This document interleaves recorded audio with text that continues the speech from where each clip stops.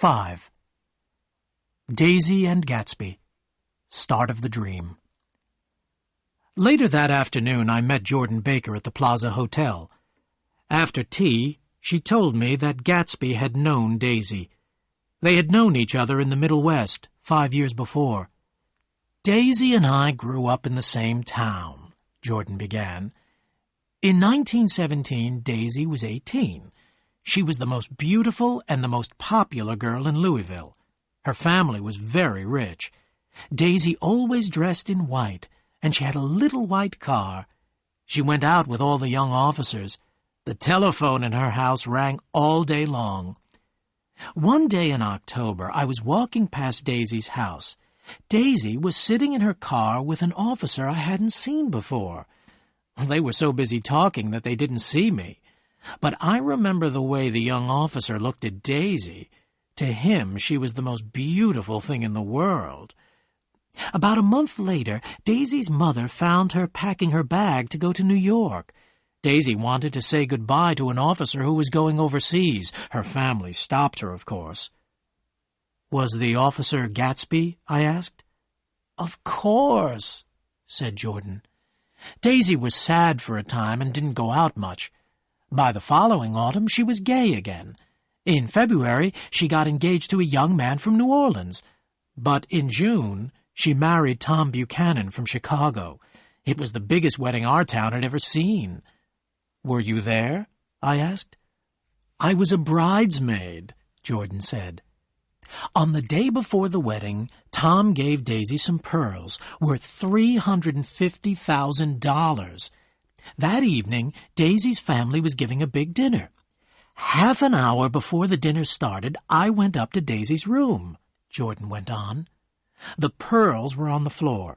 Daisy was lying on the bed with a bottle of wine in one hand and a letter in the other. She was very drunk. "Never had a drink before," Daisy said, "but how I enjoy it." She picked up the pearls and said, "Here, take them downstairs. Tell them Daisy's changed her mind." Then she began to cry. She cried and cried. I found her mother's maid and we got Daisy into a cold bath. The letter in her hand came to pieces in the water. Half an hour later, Daisy walked downstairs. She looked very beautiful, and the pearls were round her neck. Next day, Daisy married Tom Buchanan, and they went on their honeymoon. I met them again when they came back. I've never seen a girl so in love with her husband. That was in August. A week later, Tom crashed his car. The girl with him broke her arm, and the story got into the papers. The girl was a maid from the hotel.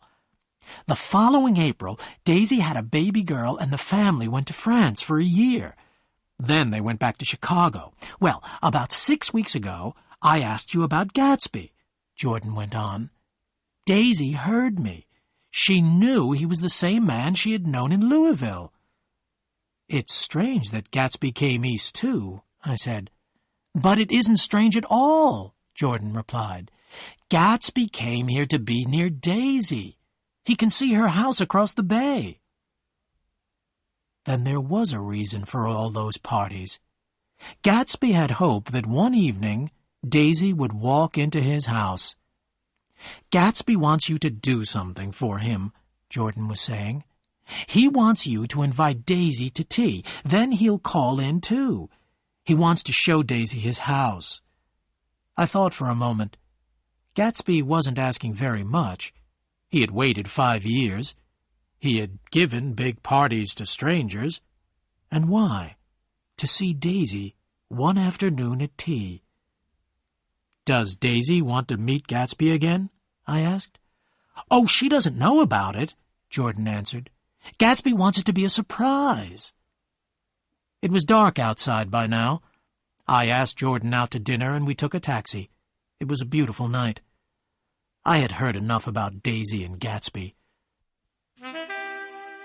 I put my arm around Jordan, looked into her gray eyes, and kissed her.